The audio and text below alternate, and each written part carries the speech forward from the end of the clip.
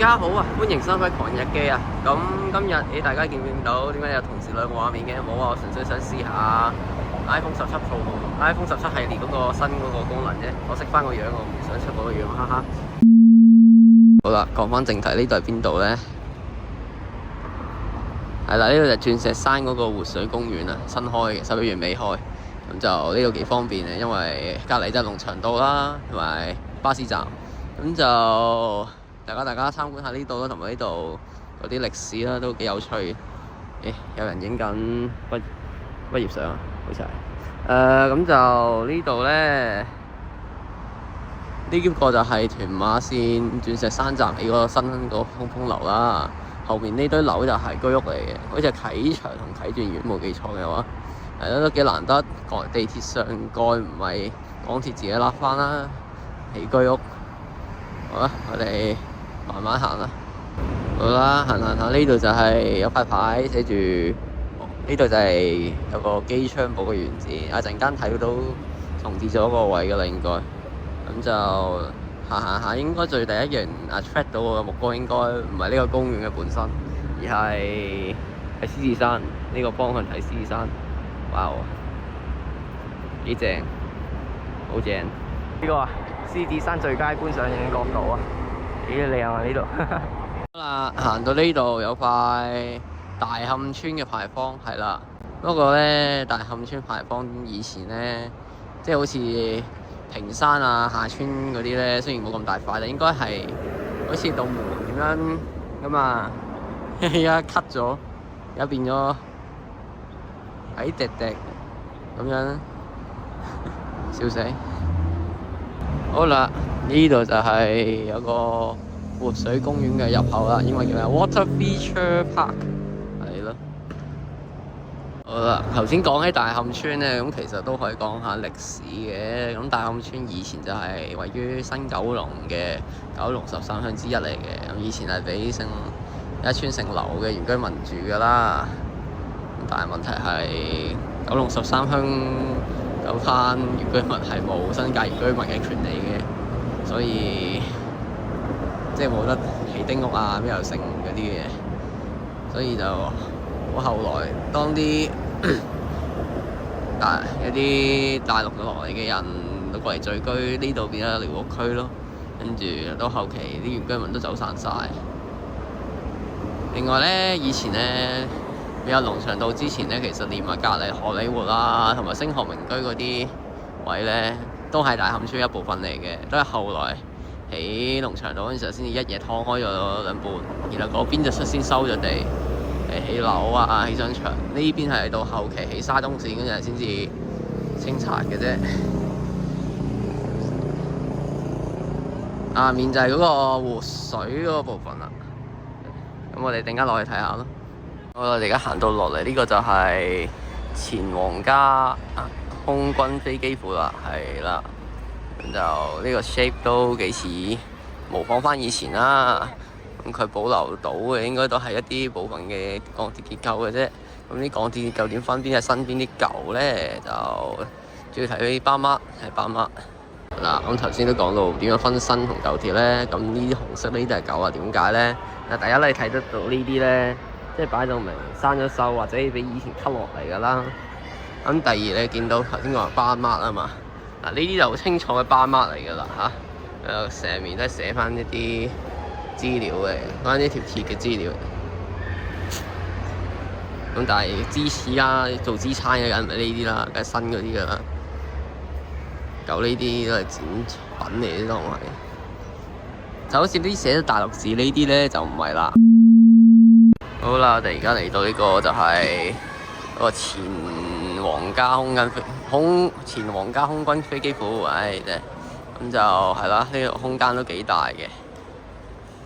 然後地下呢度畫咗個交叉形，呢個咧係咩物體咧？呢個係以前最舊嘅啟德機場嗰陣時個跑道咁樣啦，係啦。咁就空間呢個空間都幾大嘅，係有幅畫啦，有兩幅，有三幅畫。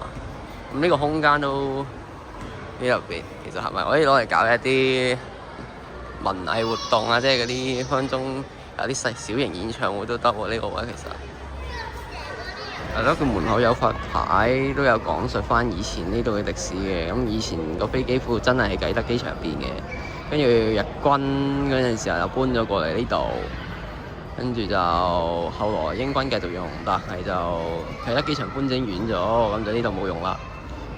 跟住係咯，咁就變咗工業同倉庫用途，笑死。跟住左手邊呢，有呢個話網上面都好出名呢個貨不對版石魚啊，呢個咩影星喬雲嘅故居啊。你話入去參觀下啦，雖然你睇完張舊相就知道真係笑死嘅啫。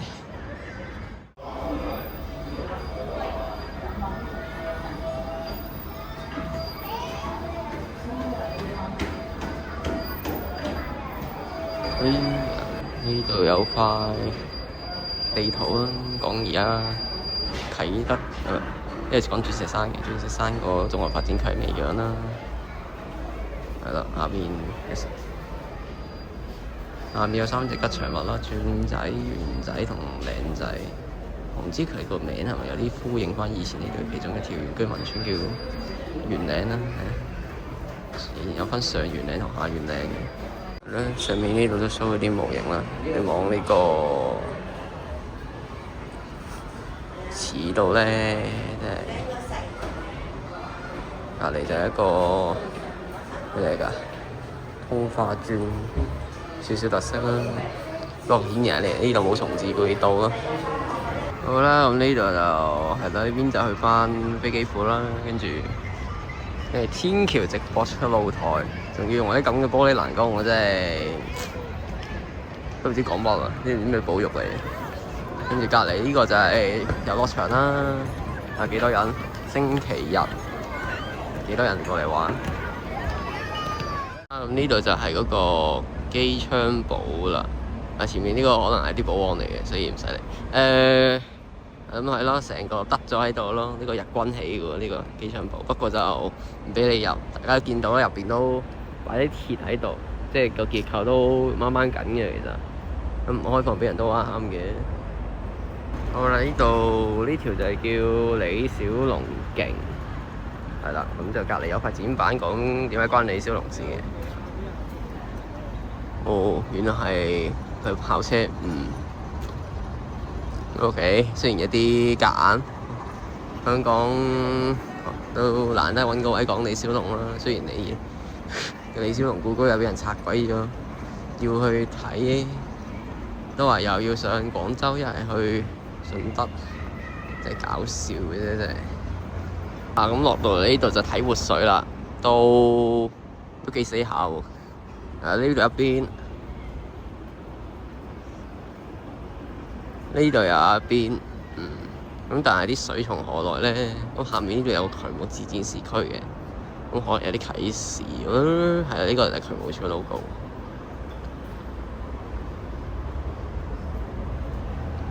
啟德河喎，啟德河啲咩咧？即係以前嘅啟德明渠啦，要叫。咁其實呢度啲水咧就係啟德河度嚟嘅。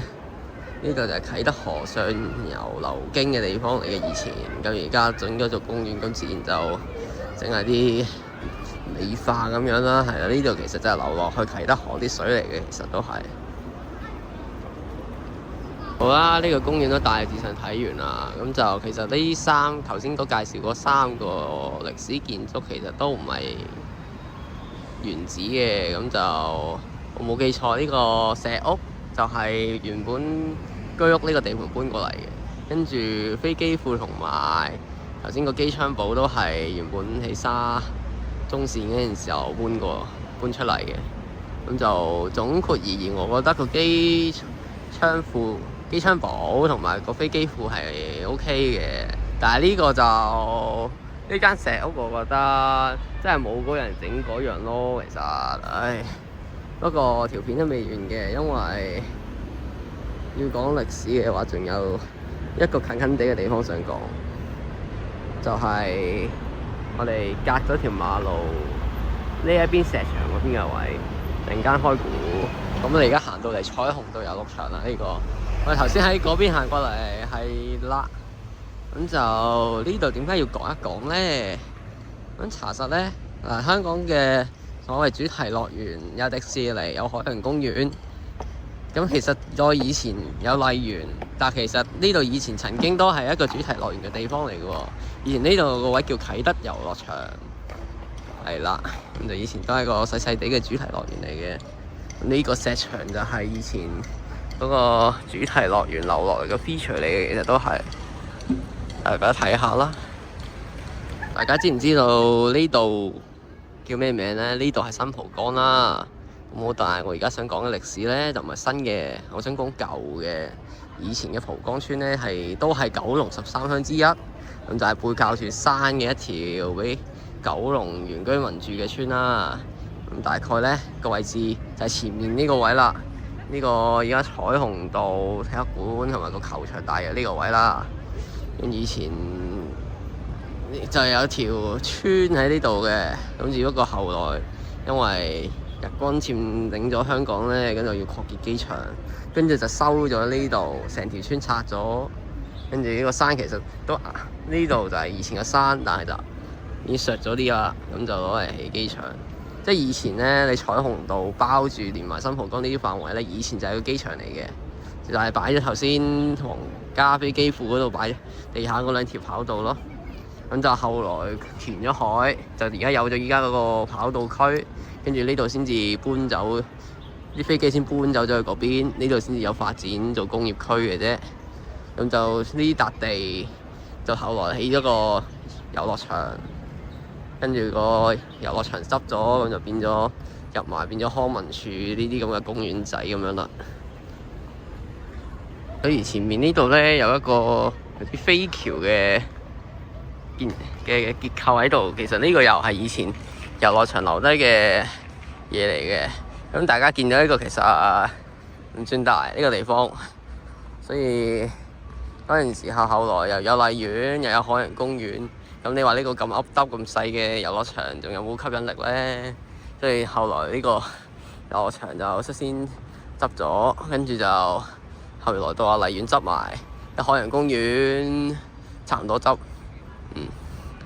好啦，呢個公園行運都就係咁樣咯。呢個體育館嘅兩個球場，但係啦，但係呢度反而以前蒲崗村嘅歷史有冇講，冇咩睇到，冇咩人知。